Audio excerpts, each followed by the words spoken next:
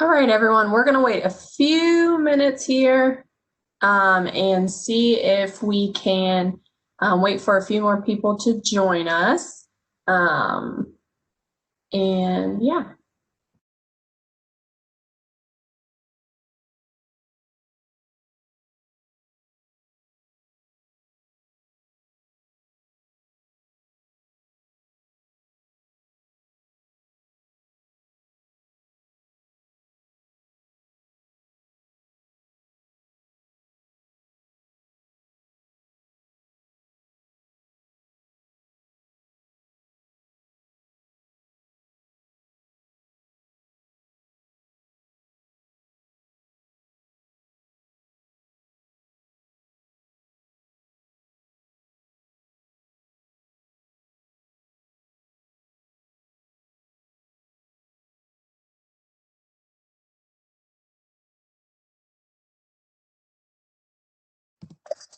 All right, so we want to be respectful of everyone's time, so we'll go ahead and get started.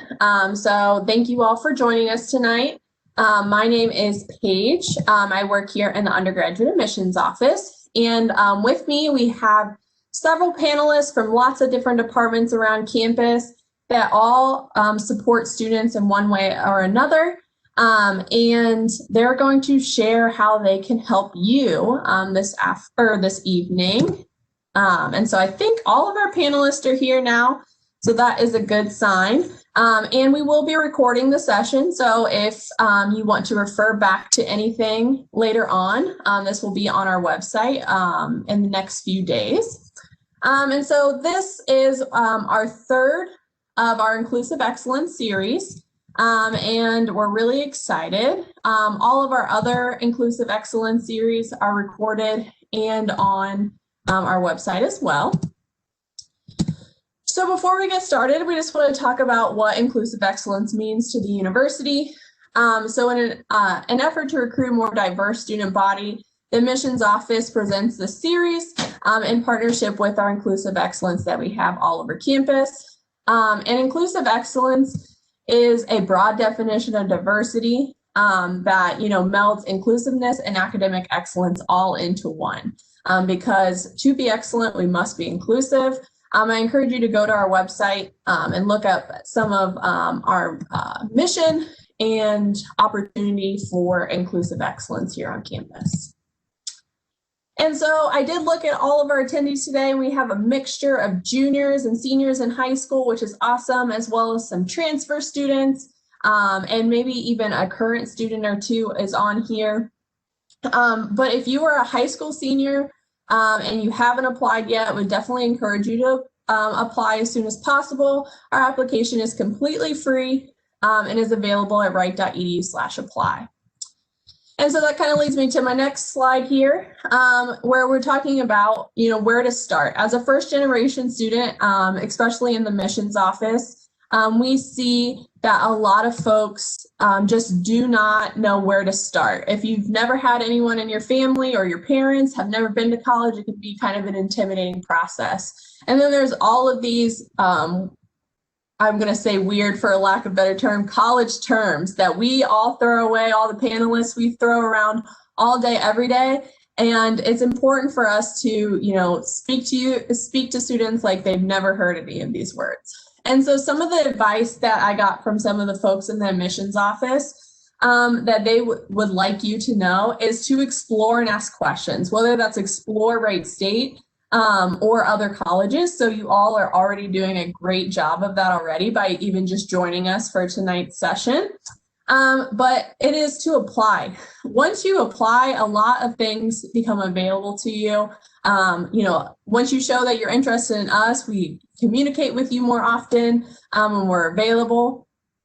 If you have any questions about college readiness, if you have questions about what classes you're taking, there's a couple of panelists as well as the admissions office who know what classes you need to take.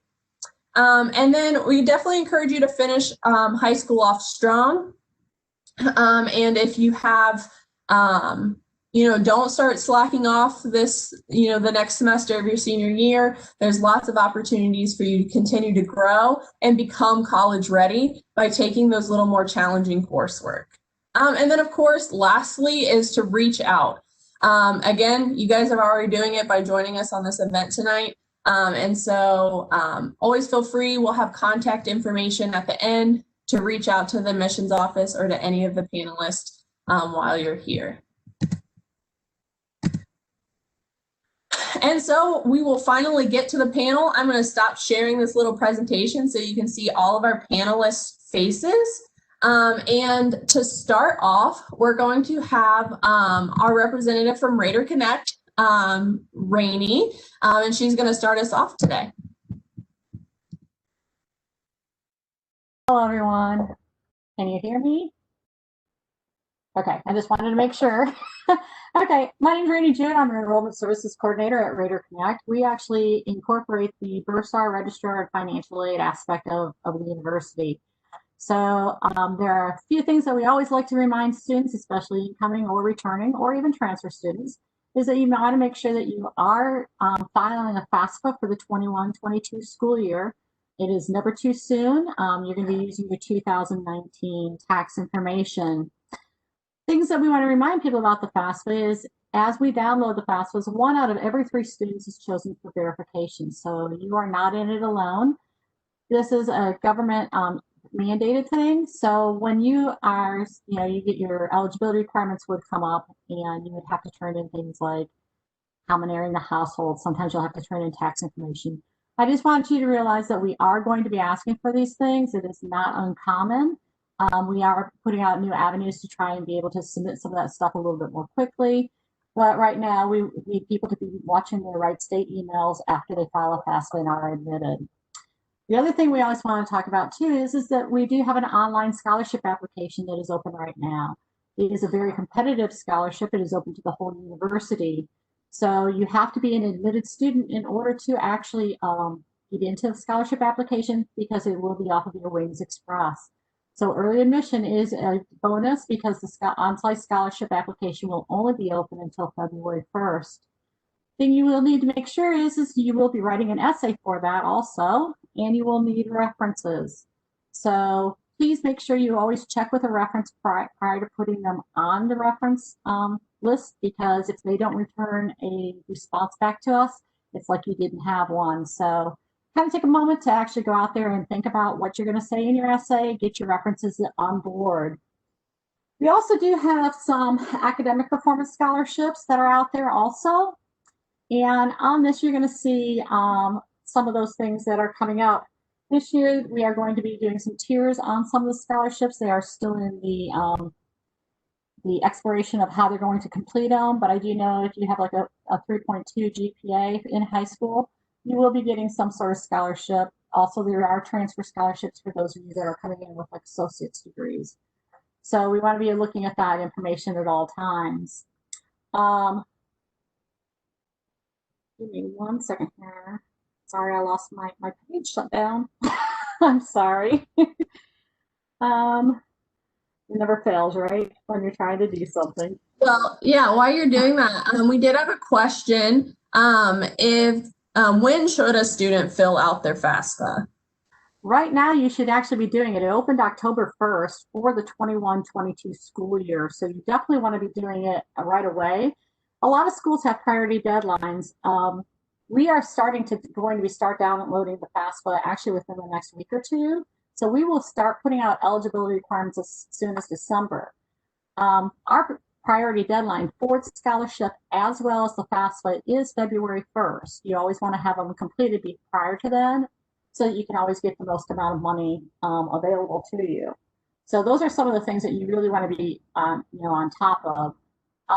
Billing, we do have payment plans if you don't have enough financial aid. As an incoming freshman, every incoming freshman will be offered a minimum of $5,500 in student loans if you file a FAFSA.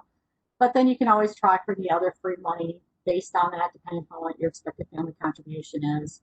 Right now, if you were to be living at home, the basic bill is probably about $12,000 for the school year, approximately. It's, it's about 11 to 12.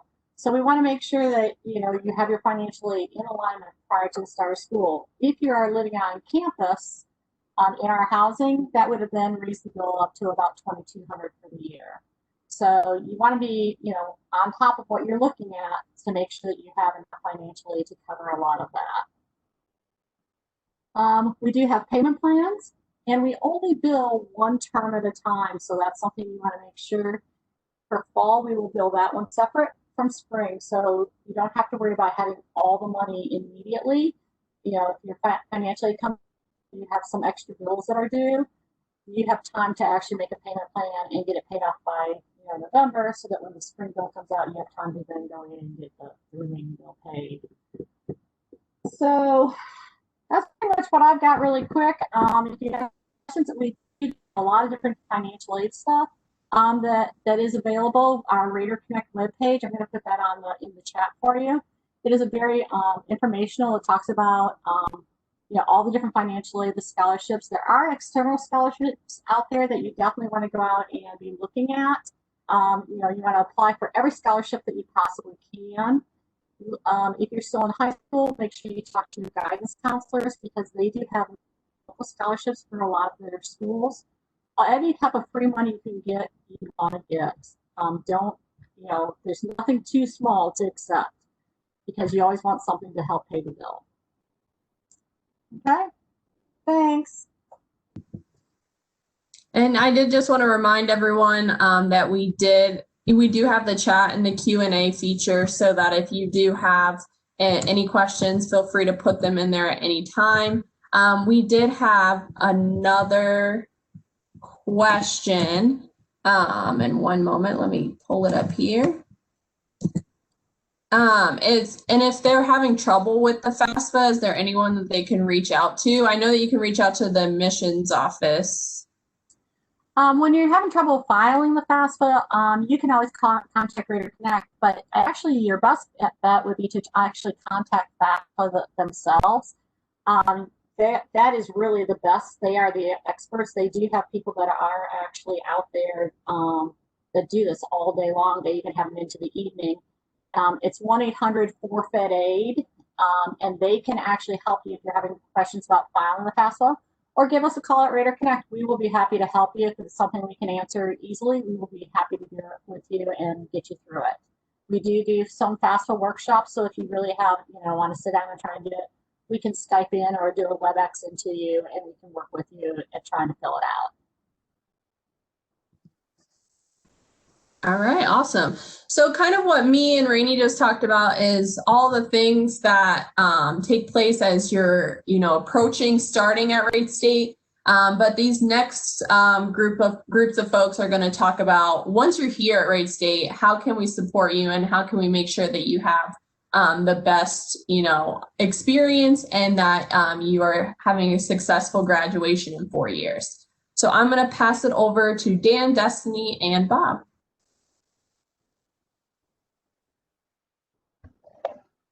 Hi, folks. Welcome to the webcast tonight. I should begin by saying that I was a first-generation college student, and so I've been in your shoes before and know what that's all about. Granted, it was a while ago, but the challenges are not that much different today than they were at that time. Living on campus, which is what I do, work with student housing, is a choice at Wright State. You're not required to live on campus as a first-year freshman. About 2/3 of the freshman class do choose to live on campus, and they do so for a couple of reasons. First, the convenience. You're there in the morning, you can walk to class. It's very simple. Instead of having to drive in and find a parking space and do the rest of it, as well have some place to hang out between classes. The second is making connections with people. Because you're on campus, you'll have easy access to all the folks that are here talking to you tonight, as well as all the other resources on campus. You'll be able to connect with other students, whether that's just the students down the hall, or whether if you live in one of our learning communities with other students who are majoring in the same area, you'll have that in common as well. And then finally, completion. Students who live on campus, no matter what college you go to, statistically do better on campus. They get better grades, they graduate on time. And so that's another reason to think about going there. We've got a variety of options on campus for students to live in. It fits different lifestyles, fits different budgets. And if you have more questions about what that's all about, I'm going to put some information in the chat for you to make a further contact, or else we'll ask questions later on. Thanks.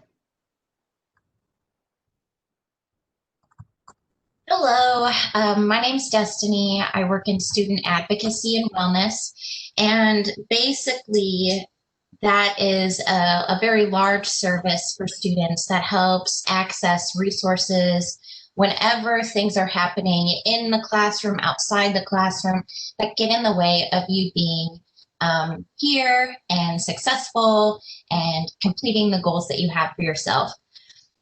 We have a 24/7 phone number that students call or text anytime, and that helps establish that connection.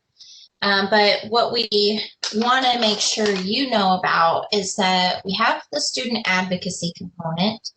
We have a survivor advocacy component. So this would be any form of power-based violence or gender-based violence experienced at any point, not just as a student, but in your past. If it's coming up and you need support, we've got that there.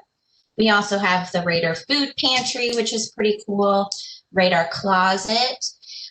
This is helping equip students with professional attire for their interviews. We've got some financial literacy programs. And we have a sustained dialogue program, which is to help with conversations around diversity and inclusion in a really meaningful way. Every once in a while, students find that they're struggling with housing insecurity. Maybe you're not living on campus, but where you are living isn't safe or sustainable.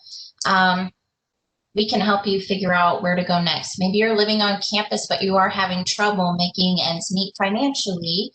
We can help you with that too. Students sometimes have financial crisis. This could be like you're a commuter student and funds are tight and you have this unexpected car expense, right? It's broken down, it needs a little assistance. Maybe you apply for some emergency assistance through my office in order to help get that taken care of, because sometimes students will find that they are in a situation where they have to kind of choose, right? That $300 car bill could prevent them from completing the semester. We don't want $300 standing in your way of you being successful. So, you know, we've got resources there. We work with students who have disabilities. We work with students who have chronic medical conditions and might need some different access or different resources. We work with students who, you know, one semester not too long ago, we had like 3 students in the emergency room because of appendicitis, not all at once, but throughout the semester. They needed someone to reach out to their professors and let them know, like, I'm still going to do my classes. I'm still here, but I'm going to be out for 2 weeks and I need some assistance. We also work with accessing campus resources, community resources. Some of you guys are going to be pretty independent when you start college. Some of you are going to have a lot of family support. And we're just going to make sure that whatever it is that you need will help advocate alongside you to get those resources. I'm going to go ahead and put our 24/7 number in the chat. You can call it, you can text it. So if you are thinking, I need help, but I don't even know where to start, I don't know what questions to ask, I don't know what these words mean, reach out to us and we'll help get you squared away so that you can access what you need. All right, thank you. Hi, I'm Bob Rando. I direct counseling and wellness services, and I'm also an associate dean of students in the Division of Student Affairs. So I'll tell you a little bit more.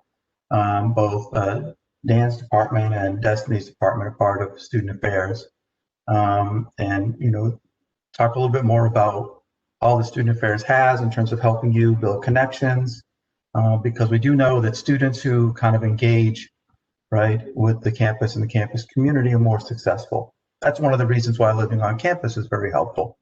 because you're here, it's easier to make connections.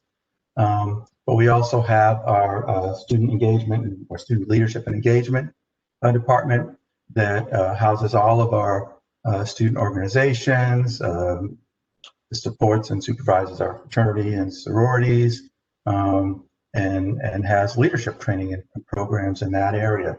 We have recreation and wellness, the fitness center, with a climbing wall and racquetball, ping pong, pool. They have outdoor rec as well, and adaptive rec for students with or without physical disabilities can engage in that. And there's a pool as well. And then counseling and wellness service, which is the university's counseling center. We provide, therapy, individual and group. We also do life coaching. So maybe you just have a specific problem that you're struggling with. We can help you kind of work that out in terms of developing some strategies to kind of deal with those struggles. Maybe it's like I have test anxiety or something like that. Or I'm not quite sure. A lot of times for first generation students, their parents don't necessarily have a reference point as to what it's like for you being a college student. And so sometimes the challenge is, well, how do I speak to them about this? And we can help with that as well, as could student advocacy and wellness and many others. So that's kind of a brief rundown of the rest of the division. There's one other department in there, which is community standards and student conduct. And they're primarily dealing with, helping students when they have any kind of violations of the student code of conduct, which now could also include, not wearing a mask on campus during the time of COVID. We will hope that won't be the case next fall, but you never know. All right, thank you. And I thought that was an interesting thing that Dan said too when he started, is that he was a first generation student. So I was wondering if, just maybe by the show of hands, if anyone else on the panel was a first generation student. And I'm raising my hand too. And so I think that really is a testament to Wright State and how we care for our students. And what kind of environment that we have around here at Wright State. So I came to Wright State as a first generation student, as many of our panelists, and we were able to find the support as well. I thought that was pretty cool too, Sydney. So the next piece that we have is going to be support. And so I will pass it over to the remaining of our panelists. I think my name was first on the list, so I'll go ahead and start off from our group. I'm David Bringhurst, the Director of Academic Support at Wright State University. Coming to you from the Bat Cave, apparently. My lighting is not very good, sorry about that. So I'll be the disembodied head talking to you. As Paige pointed out, yeah, I'm a first generation college student, went to Wright State, so I can attest, even back in the old days, Wright State had that reputation and followed through on it, so it's a good thing. I oversee the Academic Success Centers on campus. You'll hear the word success a lot in various labels with things. So more specifically, what we do is what you would probably think of or call tutoring. That includes 3 distinct centers that are all physically located in the same space in the Student Success Building. We're in 122 of that building. Currently, we're providing our services remotely, of course. The 3 units in that area, we have specialized support for writing in our University Writing Center. One of the sort of steps up, I guess, in college is that you tend to do a fair bit more writing than you maybe did in your high school experience or in other school experiences. And so the Writing Center is a great place to go. Academic writing is a very kind of specific type of writing. There tend to be a lot of rules and regulations. So that's something that is a lot of people find that they want some assistance navigating that, and the Writing Center is the place to go for that. We also have specialized assistance for math in our Math Learning Center that supports math and what I call math-related courses. So, for example, there are engineering courses that have a high degree of math in them, or statistics course, which doesn't carry the math label, but it involves oftentimes a lot of math. And so we support many of those courses as well. And then the third unit within the Academic Success Centers is actually called tutoring services. And we have 3 distinct services that we provide within tutoring services. The first is sort of the most obvious, which is that individual one-to-one tutoring that you're probably familiar with, what that looks like. And that's where we provide support for individual courses. So for example, if you have a chemistry course, or maybe you're taking French or the history course or what have you, we've got folks available to tutor in those and many other areas. The second kind of support we provide in tutoring services is called supplemental instruction. Supplemental instruction is kind of a neat deal because you'll know that you have supplemental instruction available for a particular course because your instructor will tell you about it because we coordinate with them. And the kind of cool thing about that is that a student who has taken that course previously, who now works for us, will attend that course while you attend it. So they're there for all of the lectures, everything that takes place in class. So they know what's happening in that classroom. They're coordinating with the instructor. And then they will hold a session outside of class time that multiple people from the class can participate in. And usually what will happen is that group will kind of get together and decide what sort of a commonality maybe of something that was maybe not understood very clearly in the middle of class, right? Sometimes when you're taking notes on the last thing was said and you're missing the thing that's being said right now. So, everybody can miss something in a class. And supplemental instruction is a great way to sort of be able to review some of that material that wasn't necessarily clear the first time. And then the final service that we offer through tutoring services is called study coaching. This is a little bit more like on the model of tutoring, where it's individual, it's one-to-one, but it's not specific to a given course. I definitely want to recommend study coaching to you, particularly as sort of an entry point into our services, as something I think that in your first semester, or maybe even really during your first year at the university, to engage a study coach. They can help you with things like study habits, taking notes, and that kind of stuff. But almost as important as that, particularly in the environment that we find ourselves in now, is it's an opportunity to create a connection with another student at the university. Now that's true of all of our services, but the virtue of the study coaching being that it's sort of a generalist thing is that they can also help steer you to some of the other services that we have in our area. And I'll go ahead and share a link to our website here in the chat so you can go find more specific information about those things. But I want to leave you with this thought. I think a lot of people, when they think of tutoring, they think of this is something that I need if I'm having a problem. And we certainly will not be the first people that you talk to on campus because you'll have many other things to get resolved first, whether that be financial aid or figuring out what courses you're going to be in or where you're going to be living. But we hope that we're not your last contact either. So I strongly recommend, rather than thinking of tutoring as something to go to in a time of distress, we certainly are available for that. But I would say be proactive in your thinking and think of it a little bit more as building a network of support and connecting with other students at Wright State, because all of our tutoring is provided by Wright State students who we hire and train and certify to do the job. They're incredibly friendly people.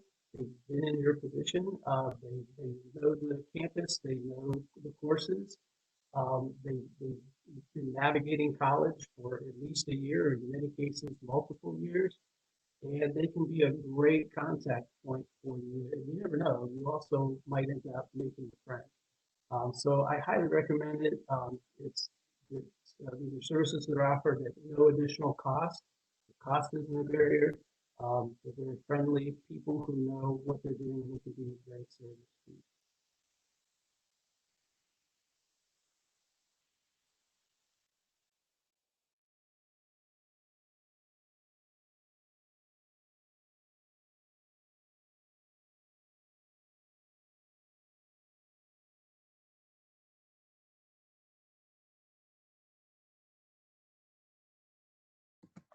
Hey, Carolyn, it doesn't look like your mic is connected.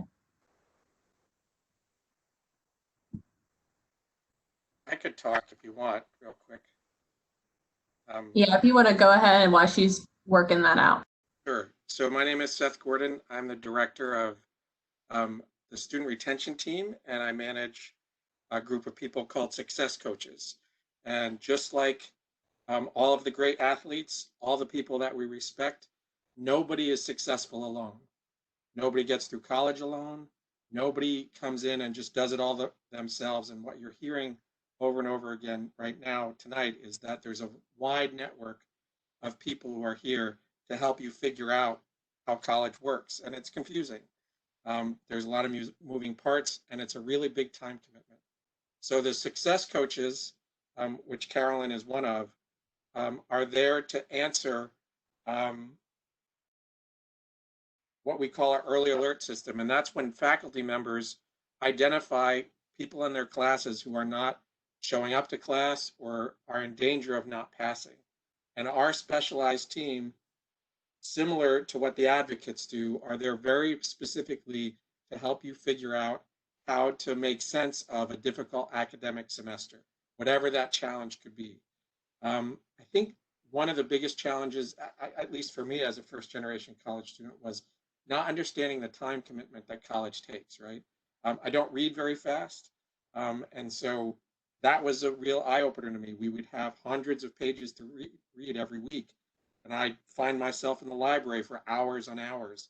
And I needed to work, and I needed to, I was involved in some community-based scholarships. So managing your time is very difficult. Every class, the expectation, and whether it's realistic or not, is that you'll spend about 10 hours per week per course in the course and doing reading, writing, preparation. If you're taking 4 or 5 courses, that's 40 or 50 hours a week.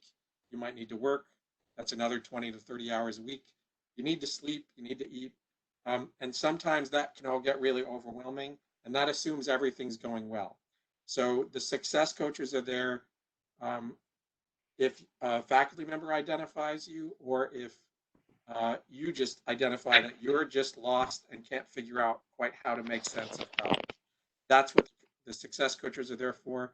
We also have a peer program where if you just need somebody to sign up with, to meet with, to talk with once a week, to answer questions, very similar to what the study coaches are in David's shop. The peers are there to just say how you're doing, maybe answer a question you're afraid to ask somebody else, but I will tell you.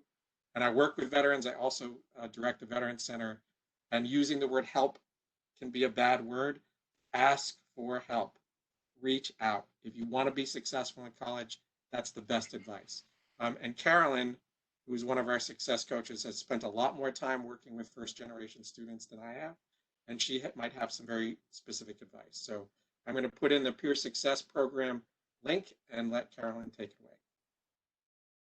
Okay, I jumped on another device. Can you all hear me now? Oh, great. Okay, my name is Carolyn Gunn, and I am a success coach. I'm one of 4 success coaches at Wright State University. And we work with the early alert system at Wright State. I like to look at it as such as a liaison between the instructor and the student. So if a professor has an academic concern about a student, he'll contact us through the academic early alert system. If it's internal, something that we can address internally within Wright State, it comes to our team. But if it's an issue where you need external resources, then we kind of farm it to Destiny's team. Now I'm going to discuss 3 challenges, the most 3 common challenges I see amongst new first-time generation high school students, and I too was a first-generation college student. One of the biggest challenges I see is transitioning from high school to college. That's one of the biggest challenges. When you're in high school, your study habits are different. You can be valedictorian, salutatorian without putting in many hours studying. But when you go to college, it's a whole different ball game. A lot of students come to college thinking they can use the same study habits that they had in high school and it will work for them in college. That's not so. You'll be in for a rude awakening. So there's a rule of thumb for studying, and it's based off the number of credit hours you're taking. Say if you're registered for 15 credit hours, what that means is you are in class 15 hours a week. And for every hour you're in class, you should spend twice as long outside of class studying in order to be successful. So if you're taking 15 credit hours, that means you should study as close to 30 hours possible a week to be successful. I often ask students when they were in high school, how many hours did you spend studying? And some would say 2 hours, 3 hours, 5 hours would be a lot. So again, those tactics do not work at Wright State or any other college. You have to put in the study time in order to be successful.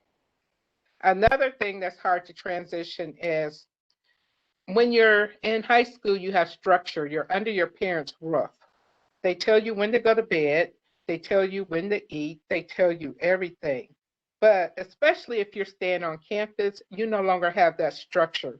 So that's another big struggle. You have no one to tell you when to go to bed. You have to stay disciplined. You have to be in charge. So the same habits that you had in high school, not when it comes to studying, but when it comes to going to bed and staying focused, you need to carry those study habits over with you in college. Number 2, you want to treat college like it's a job. So if you're sick or if you have something that's getting in the way of you attending class, you need to communicate with your instructor and your academic advisor, as well as your success coach. Don't assume that we know, because we don't. Communication is the key. Oftentimes when I talk to students about why they're behind on homework, why they are behind on taking assignments, a lot of them will say, well, I was sick with the flu, or I had to watch my elderly parents. Well, did you communicate that to your instructor? And the answer is always no. They assume. You must communicate. Communication is key. So don't think that we'll figure it out or you'll tell us later. If you were on the job, you would be fired. So treat school as if it's a job. The third thing is overextending yourself. A lot of students try to work full-time and they try to go to school full-time. I talked to a student today. She was behind on everything. She said, well, I'm working full-time. I have an internship. I have my classes. I have other responsibilities I have to do. Well, if that's the case, you should take less classes. If working is your priority, and I do understand that you have to work, some of us do have to work, don't feel like you have to go to school full-time. You do not have to be full-time in order to get financial aid. That's a misconception a lot of college students have. They feel they must be full-time in order to get financial aid. That can be adjusted based off the number of credit hours you're taking. So you do not want to overextend yourself. You want to make sure that you have enough time in your schedule to study for the classes that you register for. So you want to start off strong. It's easier to start off with a high GPA and maintain that versus starting off with a lower GPA and trying to catch up. So start off strong, stay strong, put in the hours, and don't forget about the resources that you have available to you on campus. Your tuition pays for those resources. They're already paid for, tutors and everything. So use your resources and take the advice of all the panelists, all the advice that you just heard, and you'll do just fine. Thank you. And thank you all for sharing what your individual departments are. We will have a few questions. And the first question, it kind of is off the backs of everyone that just spoke, gave a little bit of advice, but I think that I'll open the floor up to anyone else who has any advice. for first generation students. I think Dan would like my piece of advice. I know what helped me as a first generation student is living on campus. I do believe that statistic that people that live on campus are more likely to succeed when they're in college, because I definitely think making those connections to other students, but also to all of these different departments that represented is a lot easier when living on campus. I know it's not possible for everyone, but that's my one piece of advice that I would go with. So I'll open the floor with everyone else.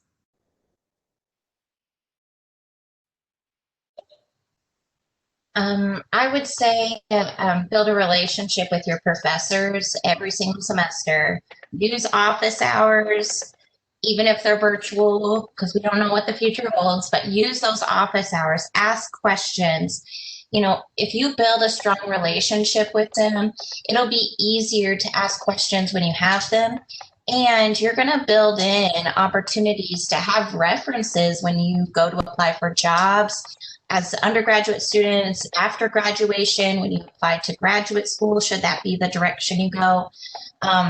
It can be scary. It can be difficult, but I have never regretted talking to my professors. I would recommend to students that they actually try to get a study buddy in every class, because you just never know what one person hears to what somebody else hears. It's always something different. I went through the MBA program here at Wright State, and I had two friends that I went through at the same time, and we would all sit in the same class, and you're like, but didn't you hear this or did you hear that? So sometimes having making an extra friend in class or one or two and try to make it a study buddy situation, you'd be amazed how much it will pick up, and it'll help you to bounce things off of someone to learn a little bit more for them. I would offer to don't be afraid to be undecided about your major or to change your major. At many of us at 18 years of age, I will bet many of the panelists tonight at 18, what they thought they were going to do and what they're doing now is not at all the plan. I always jokingly say, if you told me I'd be at Wright State from when I was 18, I would say, you mean Wright Pat? I'm very happy to be at Wright State, but I would have never thought I'd be working in higher ed. I started as an engineer in my undergraduate education. And what I'm suggesting to you is you don't have to know what you're going to do for a living. Going to college is a good first step. We have great resources in our career services there and advising. You haven't heard from them tonight, but they are here to help you to make those decisions. So don't be afraid to be unsure of what you want to study when you're coming to Wright State. We'll help you.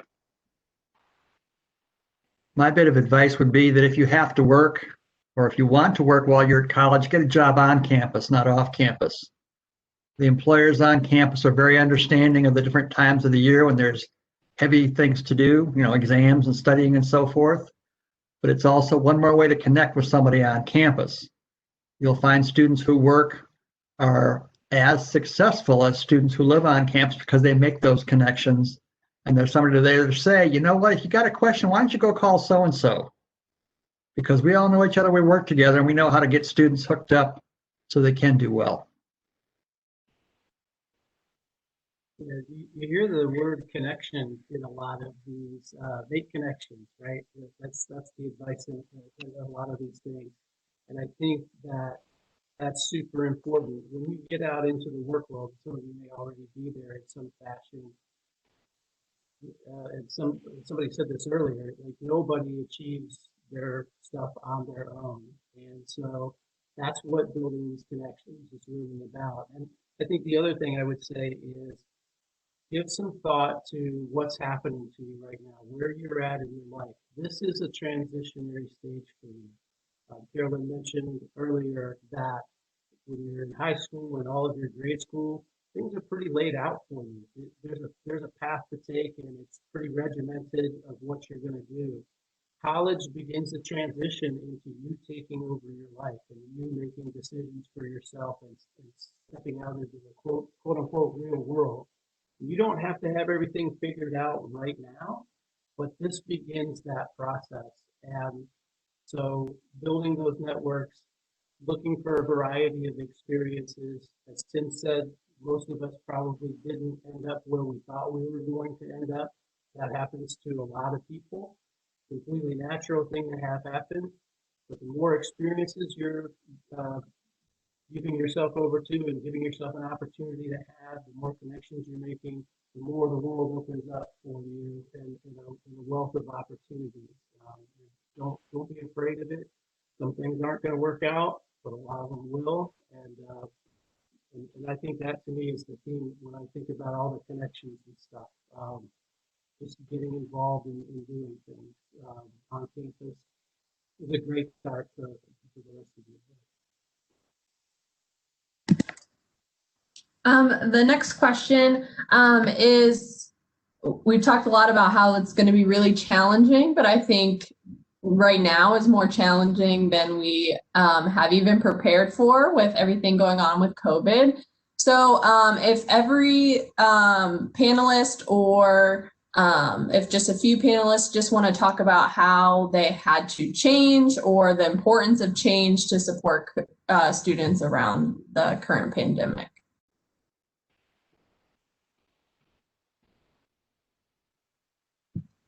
I can go first with admissions office. We've waived all of our test requirements. We know that this spring you weren't able to take the ACT or SAT or take it again if you didn't like your score. So we just want to make sure that that is not a barrier for you to try to come into Wright State. So that's just one thing that the admissions office has done, is by eliminating that requirement, allow students to apply easier and not worry about the test score as something that they would need to be successful or get admissions. I would say some of the things that Raider Connect has changed, and we are doing WebExes, we are doing a lot more email. We are turning a lot of documents into what we call a DocuSign, where you sign in and actually sign the document electronically. We have a lot faster response on email, because without being there in person, we can actually, put more time to it. So you're getting faster responses from us in a lot of instances.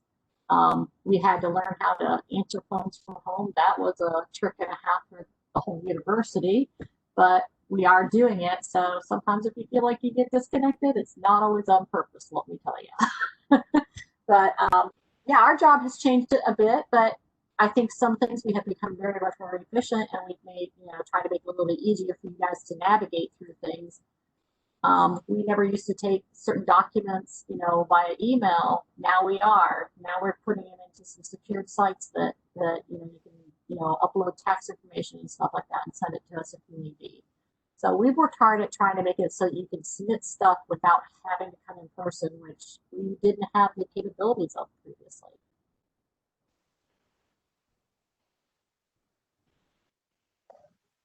We went ahead this year and put students into private rooms. Gives them a chance to not have as much contact, unfortunately, but it does help control COVID. We've had one of the lowest instances of COVID in the state of Ohio this year, because the students have been very cooperative, but because of that housing design as well. And we're only charging them for a double rate instead of a single rate.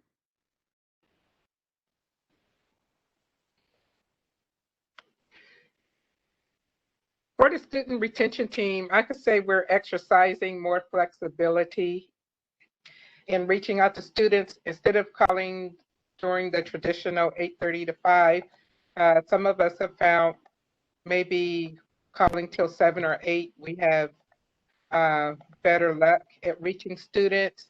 And even on the weekends, we have better luck. So exercising flexibility outside of our normal working hours and reaching students in our outreach efforts.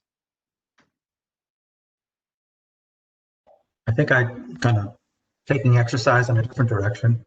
Talk a little bit about what kind of recreation center has done in terms of offering kind of virtual exercise classes. They've even done some classes outside where they put mats out and were able to do some exercise classes outside. They now have kind of scheduled times where you can go in and work out at the, in the fitness center. and they've done some different types of activities. They've shifted their outdoor recreation, which has become very popular in terms of doing walks and runs and bike trips, kayaking, all kinds of things. So they've found ways to keep people safe and do things both in person and virtually. In our office, we are keeping some folks in office to meet in person when needed. We've had some students say like, I will do whatever you tell me, just I need to talk to somebody in person for a few minutes, right? And so we've made sure to keep that service available. We've expanded our hours for like the food pantry, because in the past, it'd be open maybe 20 hours a week. Now it can be open anytime the student union is open. So that's been helpful for folks. We're doing things virtually. We're doing things in person with the necessary precautions. And we're just encouraging folks to kind of define their own experience with this virtual living and academics. If you're like a junior or senior in high school, you've had a lot of years of education to compare this last year to. College, your first college experience, you get to define kind of what you want that to be and what that's going to look like for you, even if there seems to be a lot of you can't, you shouldn't. There's a lot of things you still can. And so please keep looking out for those opportunities to be able to engage the way you want.